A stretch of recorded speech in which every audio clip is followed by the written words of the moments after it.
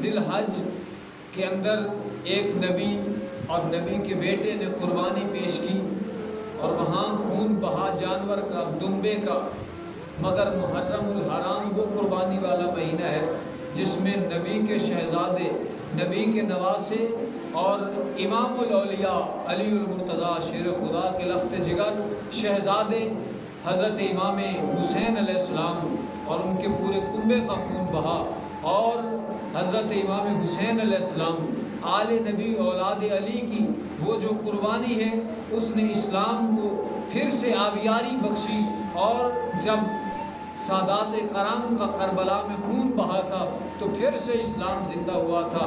تو میں پھر یوں کہوں کہ حضرت امام حسین علیہ السلام کے خون کے صدقے سے ہی آج اسلام کو بقا ہے۔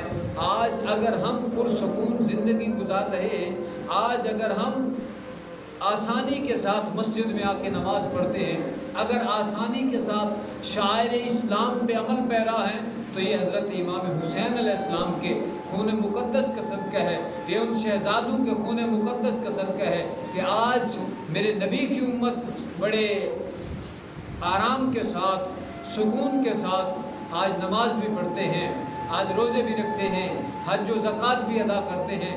حضرت امام حسین علیہ السلام نے جس وقت اپنے نانا کے شہر کو چھوڑا تھا، اس وقت امت جو ہے وہ حج ادا کرنے کے لیے وہاں جمع تھی۔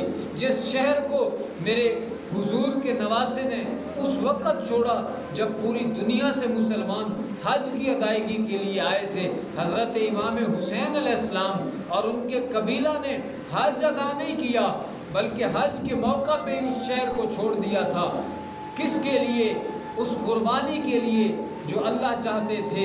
حضرت امام حسین علیہ السلام نے حج جیسے فریضے کو چھوڑ کے اس فریضے کو ادا کیا جس کو قرآن جس کی عظمت کو بیان کرتا ہے اور حضور علیہ السلام نے جس کو بیان فرمایا۔ اور یاد رکھیں یہ حضرت امام حسین علیہ السلام اس عظیم قربانی تک پہنچے، اس کے پیچھے حضور علیہ السلام کی تربیت، حضرت علی المرتضیٰ شیر خدا رضی اللہ تعالیٰ عنہ کی تربیت اور سیدہ طیبہ طاہرہ سیدہ خاتون جنت سلام اللہ علیہا کی تربیت شامل ہے۔ اور یاد رکھیں حضرت امام حسین علیہ السلام وہ عظمت والے شہزادے ہیں جن کی شان کو نبی کریم صلی اللہ علیہ وسلم نے بھی بیان فرمایا الحسن والحسین سیدہ شباب اہل الجنہ، فرمایا حسن و حسین وہ عظیم شہزادے ہیں جو جنتی جوانوں کے سردار ہیں۔ میاں آؤ آج میں اہل بیت اطہار کی عظمت اور شان کو بیان کرنے کی جسارت کرتا ہوں۔ سنیے اللہ رب العزت نے اپنے محبوب نبی صلی اللہ علیہ وسلم کے ان شہزادوں کو اور خانوادہ رسول کو اللہ نے عظمت کیا عطا فرمائی ہے۔ لوگوں آؤ آج کے اس پنڈال میں آپ زیرک اور پڑھے لکھے اور دانا لوگ موجود ہیں۔ میاں نبی کریم صلی اللہ تعالی علیہ وسلم نے اپنی پوری زندگی اسلام کی تبلیغ کے لیے وقف فرما دی۔ آپ نے اس دوران کانٹوں کا سامنا بھی کیا، میرے حضور نے اس دوران پتھر بھی کھائے، جسم مبارک خون سے لہولہان ہو گیا۔ میرے نبی پاک صلی اللہ تعالی علیہ وسلم کو لوگوں نے جادوگر بھی کہا، لوگوں نے معاذ اللہ نبی کریم صلی اللہ علیہ وسلم کو کیسی کیسی اذیتیں دی، مگر پھر بھی نبی کریم صلی اللہ علیہ وسلم نے پیغام دین نہیں روکا۔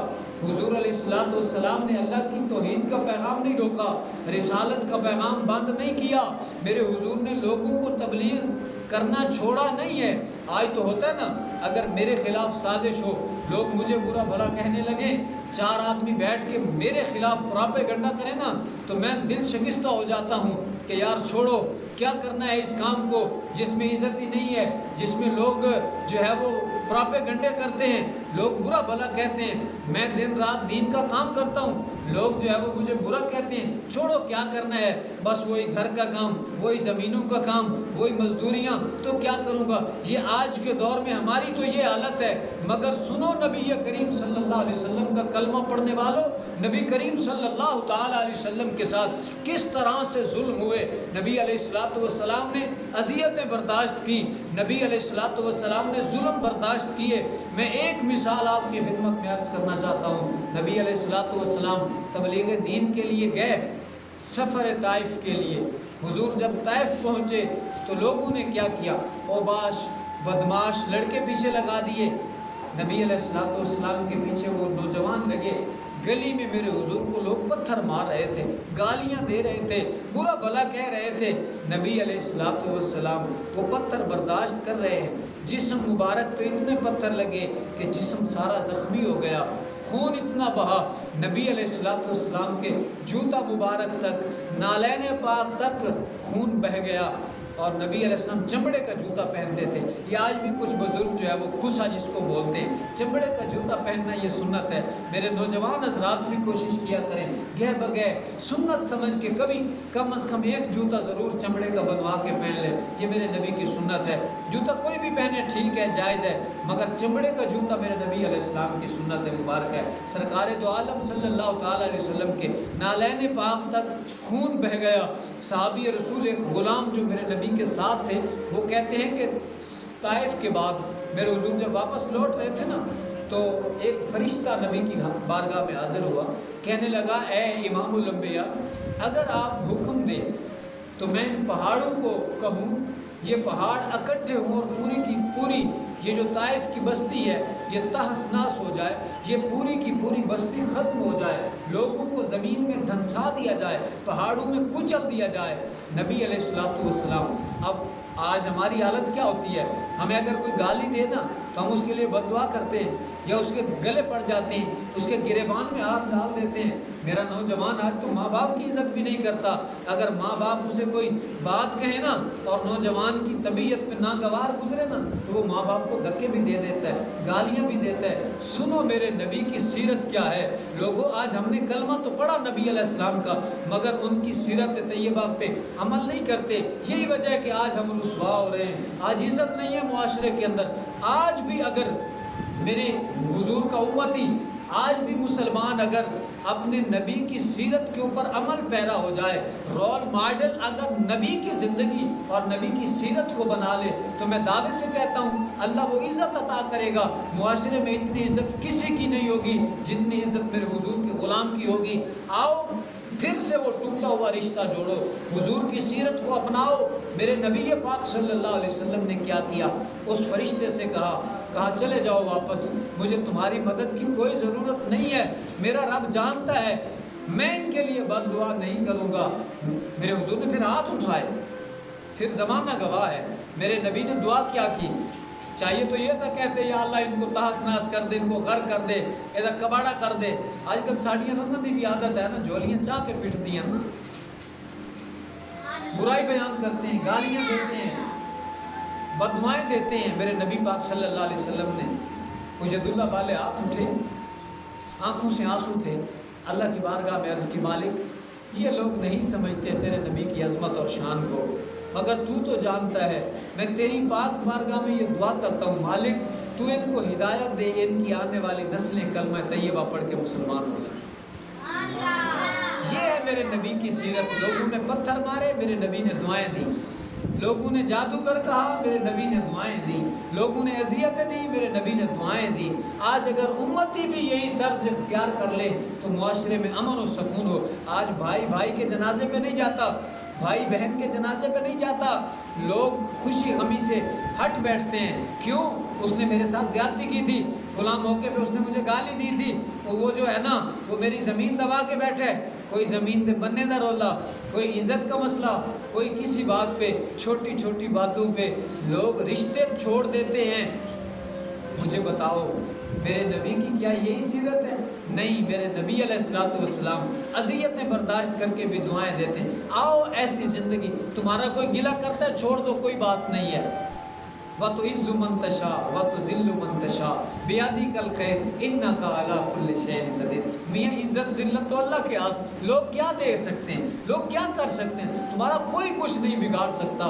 میاں یہ یقین بنا کے آؤ اس رب کے ساتھ رشتہ جوڑ کے نبی کی سیرت پہ عمل پیرا ہو جاؤ۔ تو آئیے میں عرض کرنا چاہتا تھا کہ اللہ رب العزت کے پاک پیغمبر نے تبلیغ دین کی، لوگوں تک دین کا پیغام پہنچایا۔ تو میرے نبی پاک صلی اللہ علیہ وسلم کا جب آخری وقت قریب آیا تو تو پھر کیا ہوا؟ میرے حضور نے صحابہ کو جمع کیا، فرمایا اے میرے غلاموں، کیا میں نے اللہ کا پیغام ہو بہو تمہارے تک پہنچا دیا ہے؟ سب نے یک زبان کہا جی یا رسول اللہ، تم نے اللہ کا پیغام لوگوں تک پہنچا دیا ہے۔ میرے نبی پاک صلی اللہ تعالیٰ علیہ وسلم نے پھر کیا کیا؟ کیا آپ نے اپنی زندگی کی اس تبلیغ کا بدلہ مانگا؟ آج مولوی بھی تنخواہ لیتے ہیں، آج تقریر کے لیے اگر مولوی صاحب آئیں تو پہلے کہتے ہیں ہمارے اکاؤنٹ میں پیسے بھیجو تو ہم تقریر کے لیے آئیں گے۔ نعت خوان اگر آج نبی کی نعت پڑھنے کے لیے آئے تو پیسے مکا کر کے آتے ہیں۔ ہماری تو آج یہ حالت، میں اپنی بات کرتا ہوں، اپنے ممبر و محراب پہ بیٹھنے والے لوگوں کی بات کرتا ہوں، یار اگر ہمارے امام کی یہ حالت ہے، ہمارے خطیب علماء کی یہ حالت ہے تو مجھے بتاؤ معاشرے کے اور لوگوں کا حال کیا ہوگا؟ ہم تو دین کا ہوکا لگاتے ہیں، بیچتے پھرتے ہیں، پیسے کے پیچھے لوگ جو ہے وہ قرآن بھی پیسہ لے کے پڑھا رہے ہوتے ہیں، یہ ان کا اپنا ظرف ہے۔ بارکیف میرے نبی پاک صلی اللہ علیہ وسلم نے لوگوں سے کیا مانگا؟ یہ جو دین انہیں دیا، یہ جو ان کی نسلوں کو سنوار دیا۔ ایک وقت تھا کہ وہ شراب نوشی پہ مزے کرتے تھے، اپنی بیٹیوں کو زندہ دفن کر کے فخر کیا کرتے تھے، میرے نبی نے ان کی زندگیوں کو بدلا، ان کی زندگیوں کے رخ بدل دیے، اللہ کے ساتھ رشتہ مضبوط جوڑ دیا۔ کیا نبی علیہ السلام نے اس کے بدلے میں پیسے مانگے؟ نہیں۔ زمینیں مانگی؟ نہیں۔ جائیدادیں مانگی؟ نہیں، کچھ بھی نہیں مانگا۔ کیا قل لا اسألکم علیہ اجرا الا المودۃ فی القربی، حبیب پیارے آپ انہیں فرما دو، یہ قرآن کی آیت پڑھ رہا ہو، اللہ فرما رہا، حبیب پیارے آپ ان سے کہہ دو، قل آپ فرما دیجئے، لا اسألکم علیہ اجرا الا المودۃ فی القربی، فرمایا میں نے یہ جو تمہیں دین دیا ہے نا، یہ تمہاری خاطر، تمہاری بھلائی کی خاطر، جو میں نے اذیتیں برداشت کی ہیں نا، ان کا بدلہ میں آپ سے پیسے، پراپرٹی، جائیدادیں کچھ نہیں مانگتا۔ کیا مانگتے ہو؟ کہا میری جو قربت والے ہیں، میرے جو قرابت دار ہیں، آپ ان سے محبت کیا کرو۔ اور وہ قرابت والے کون ہیں؟ میرے نبی کی اہل بیت اطہار، میرے نبی کی شہزادیاں، میرے نبی کے شہزادے، میرے نبی کے والدین، میرے نبی کے جو بیویاں ہیں، گھر والیاں ہیں، اور میرے نبی علیہ السلام کی شہزادی سیدہ فاطمہ الزہرا سلام اللہ علیہا کے شوہر حضرت علی المرتضیٰ، اور آپ کے شہزادے حسنین کریمین، اور پھر ان کی نسل سے جو آگے چلتے ہیں، یہ میرے نبی کے قرابت دار ہیں، ان کا احترام ضروری ہے۔ ایک ہوتی ہے محبت، ایک ہوتی ہے مودت۔ میں محبت اور مودت کی ایک مثال آپ کو سنانا چاہتا ہوں۔ محبت یہ ہے کہ میں آپ سے محبت کرتا ہوں، مگر آپ کے بغیر میں زندہ رہ سکتا ہوں۔ آپ مجھ سے محبت کرتے ہیں، شاگرد استاد سے محبت کرتے ہیں، اولاد ماں باپ سے محبت کرتی ہے، تو اگر جدائی ہو جائے تو زندہ رہ سکتے ہیں، زندگی کی بقا ممکن ہے۔ مودت کیا ہے؟ مودت یہ ہے، میاں آؤ ایک اور طریقے سے سمجھاتا ہوں۔ کچھوا پانی میں رہتا ہے، کچھوا پانی میں رہتا ہے، اس کو پانی کے ساتھ محبت ہے، پانی میں وہ خوش ہوتا ہے۔ اگر وہ خشکی پہ آ جائے، خشک زمین پہ آ جائے، وہ زندہ رہ سکتا ہے، پانی سے بہر آ جائے وہ زندہ رہ سکتا ہے۔ کچھوا پانی میں خوش ہوتا ہے، اسے پانی سے محبت ہے، مگر خشکی کے اوپر بھی اس کی زندگی کی بقا ممکن ہے۔ مگر جو مچھلی ہے یہ بھی پانی میں رہتی ہے، اس کو صرف محبت نہیں ہے، اس کو مودت ہے۔ اگر اس کو پانی سے باہر نکالو گے وہ زندہ نہیں رہ سکتی۔ مچھلی کی بقا جو ہے وہ پانی کے بغیر ممکن نہیں ہے، یہ ہے مودت۔ کچھوے کی محبت ہے، وہ پانی کے بغیر زندہ رہ سکتا ہے۔ آپ کی میرے ساتھ محبت، میری آپ کے ساتھ محبت، ہم ایک دوسرے کے بغیر زہر رہ سکتے ہیں، زندگی کی بقا ممکن ہے، یہ ہے محبت۔ مودت کیا ہے؟ کہ اس کے بغیر بندہ زندہ ہی نہ رہ سکے۔ میرے نبی نے کیا مانگا؟ مودت، محبت نہیں، مودت مانگی۔ کہا اہل بیت اطہار کے ساتھ محبت نہیں، مودت کرنی ہے۔ اس طرح محبت کرو کہ ان کے بغیر تمہارا ایمان بھی نہ ہو، ان کے بغیر تمہاری زندگی بھی نہ ہو۔ اور یہی وجہ ہے کہ اللہ نے قرآن میں ان کی عظمت کو یوں بیان فرمایا، فرمایا قل لا اسألکم علیہ اجرا الا المودۃ فی القربی۔ حبیب پیارے آپ ان سے کہہ دو، یہ جو تمہیں دین دیا ہے نا، اس کے بدلے میں آپ سے میں کچھ اور نہیں مانگتا، یہی مانگتا ہوں، یہ جو میرے قرابت دار ہیں، میرے جو رشتہ دار ہیں، میرے جو خون والے ہیں ایمان کی حالت میں، آؤ ان سے محبت کرو، ان سے پیار کا رشتہ اس طرح سے جوڑو کہ ان کے بغیر تمہاری زندگیاں جو ہیں وہ نامکمل ہوں۔ میاں آؤ پھر ان کو یہ جو مودت مانگی جا رہی ہے، آخر ان کی عظمت اور شان ہے تو مانگی جا رہی ہے۔ جتنا سٹیٹس بلند ہوتا ہے نا اتنے فرائض منصبی بھی زیادہ ہوتے ہیں، جتنی شان اونچی ہوتی ہے نا اتنے امتحان بھی اونچے ہوتے ہیں۔ اگر میں اس کرسی پہ بیٹھا ہوں نا، یہ ایک عظمت ہے کہ آپ بزرگ ہیں، احترام کرتے ہیں، عزت کرتے ہیں، اس کرسی کی وجہ سے، اس ممبر کی وجہ سے عزت کرتے ہیں۔ اگر یہ عزت ہے، یہ سٹیٹس ہے، یہ بلندی ہے تو پھر اتنا منصب بھی اونچا ہے۔ اگر آپ سے کوئی خطا ہوتی ہے تو اس گناہ کے بدلے ایک گناہ ہوگا، اگر ایک عالم دین سے خطا ہوتی ہے تو ایک کے بدلے 70 گناہ بھی زیادہ لکھا جاتا ہے۔ اگر نیکیاں اس کی زیادہ ہیں تو گناہ بھی زیادہ لکھے جاتے ہیں۔ اس لیے جتنا سٹیٹس بلند ہوتا ہے اتنا آزمائشیں اور ذمہ داریاں بھی زیادہ ہوتی ہیں۔ اللہ رب العزت نے نبی علیہ السلام کے گھر والوں کو، اہل بیت اطہار کو مقام اور شان یہ عطا کی ہے۔ آؤ سنو، اللہ نے قرآن میں فرمایا انما یرید اللہ لیذھب عنکم الرجس اہل البیت ویطہرکم تطہیرا۔ فرمایا اللہ نے ارادہ فرما رکھا ہے، اللہ نے ارادہ فرما رکھا ہے کہ جو نبی کے گھر والے ہیں، نبی کے جو اہل بیت ہیں، جو گھر والے افراد ہیں، اللہ ان سے ناپاکی کو، نجاست کو دور فرما چکا ہے اور اللہ نے انہیں خوب ستھرا اور پاکیزہ فرما چکا ہے۔ جن کو اللہ نے پاکیزہ فرما دیا پھر ان سے محبت تو بنتی ہے نا۔ آؤ سنو میرے نبی کا فرمان۔ میرے نبی پاک صلی اللہ علیہ وسلم نے حضرت علی المرتضیٰ شیر خدا کرم اللہ تعالی وجہہ الکریم فاتح خیبر کے بارے میں فرمایا من کنت مولا فہذا علی مولا۔ فرمایا جس کا میں مولا ہوں اس کا علی مولا ہے۔ کہا جو مجھ سے محبت کرتا ہے وہ علی سے محبت کرے، جو مجھ سے پیار کرتا ہے وہ علی سے پیار کرے، جو مجھے مولا مانتا ہے وہ علی کو مولا مانے، جو مجھے سردار مانتا ہے وہ علی کو سردار مانے۔ یار جن کی محبت کے بارے میں اللہ کے رسول فرما رہے ہیں ان کی عظمت اور شان کا عالم کیا ہوگا۔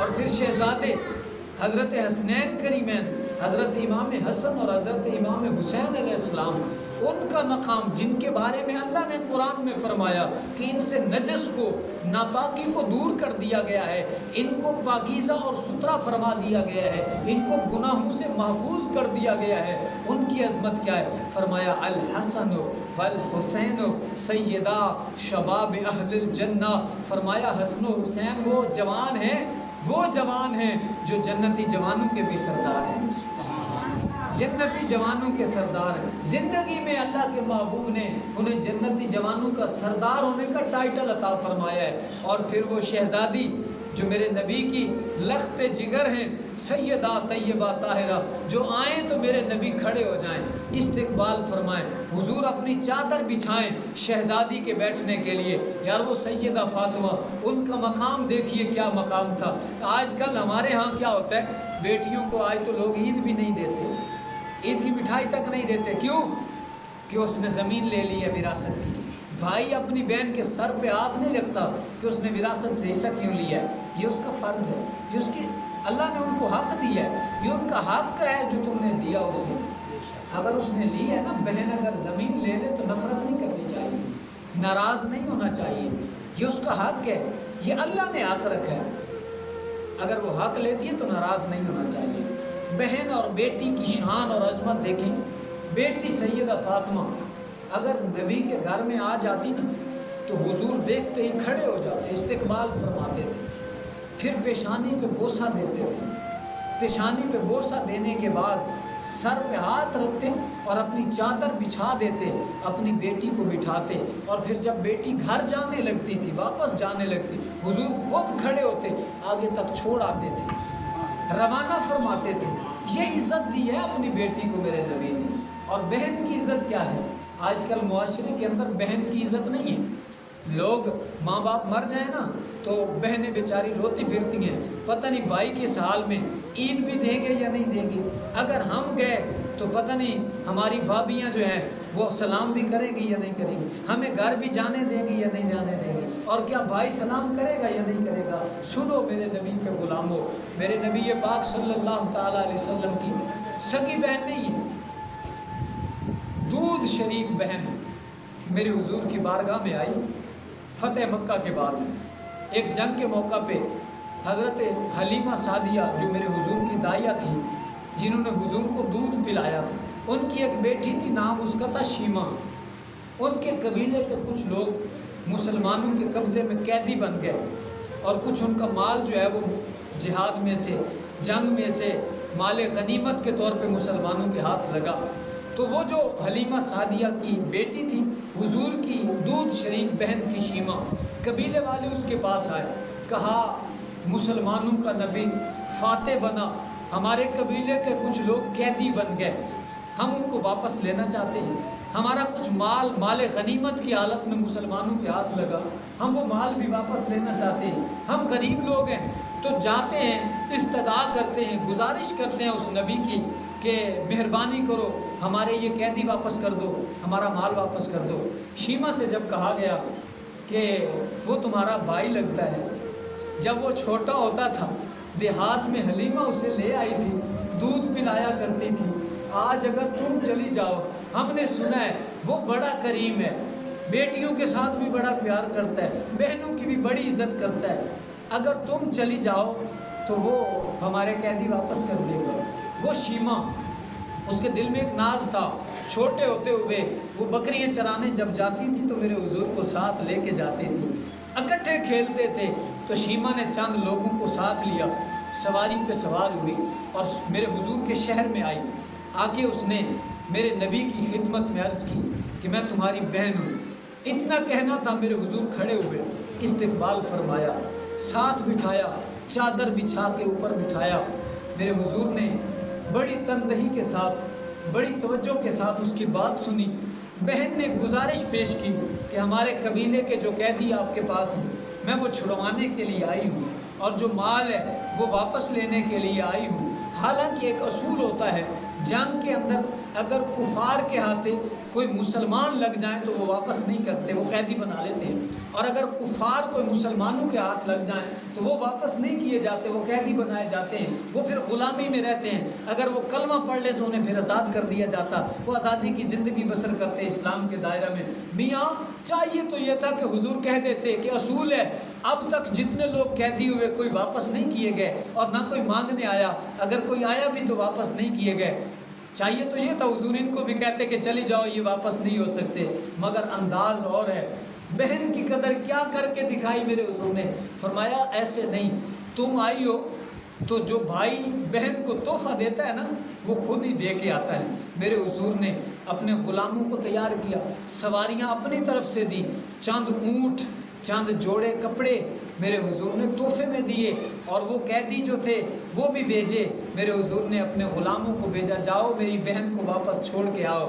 بڑے پروٹوکول کے ساتھ وہ ساز و سامان بھی دیا گیا، وہ تحائف بھی دیے گئے، اور واپس روانہ کیا گیا۔ میرے نبی نے اگر دودھ شریک بہن کی اتنی عزت کی، سگی بہن کوئی نہیں، دودھ شریک بہن ہے، جس کا دودھ میرے نبی نے پیا اسی کا دودھ جو ہے وہ شیمہ نے بھی پیا تھا۔ میرے حضور نے اگر دودھ شریک بہن کو اتنی عزت دی ہے، آج ہم اپنی سگی بہن کو کیوں عزت نہیں دے رہے؟ میاں میں ہاتھ جوڑ کے عرض کرتا ہوں، جو باپ بیٹھے ہیں اپنی بیٹیوں کی عزت کیا کریں، لڑائیاں جھگڑے ختم کر دیں، عزت کیا کریں بہن بیٹی کی۔ اور جو بھائی بیٹھے ہیں، اگر ماں باپ زندہ ہیں تب بھی، ماں باپ فوت ہو گئے تب بھی، یہ بہنیں تمہارا مان ہوتی ہیں، یہ بیٹیاں تمہارا مان ہوتی ہیں۔ اور میرا ایک تجربہ ہے، ماں باپ کو جب کوئی دکھ پہنچتا ہے نا، بیٹا اتنی خدمت نہیں کرتا، بیٹی جس طرح خدمت کرتی ہے۔ اگر کوئی دکھ پہنچے ماں باپ کو تو بیٹا پھر بھی غفلت کر جاتا ہے، مگر بیٹی یہ نماڑی ہوتی ہے، یہ بڑی بھاگ بھاگ کے پہنچتی ہے، خدمت کرتی ہے، اپنے تن کے کپڑے اسے بیچنے پڑے تو ماں باپ کے لیے قربان کر دیتی ہے۔ اس لیے عزت کیا کریں، بیٹیوں کی عزت کریں، بہنوں کی عزت کریں۔ اور اہل خانہ کی عزت کریں، یہ رشتوں کے اندر احترام پیدا کریں، عزت اور محبت پیدا کریں، پھر دیکھیں کہ تمہارے رشتے جو ہیں یہ تمہارے تعلق کس طرح مضبوط ہوتے ہیں، امن و استحکام کس طرح سے۔ اللہ رب العزت ہم سب کو رشتوں کا، خون کا تقدس پہچاننے کی، عزت پہچاننے کی توفیق عطا فرمائے۔ خلاق عالم ہم سب کا مل بیٹھنا اپنی پاک بارگاہ میں قبول فرمائے۔ ماشاء اللہ آپ حضرات اہل علاقہ دے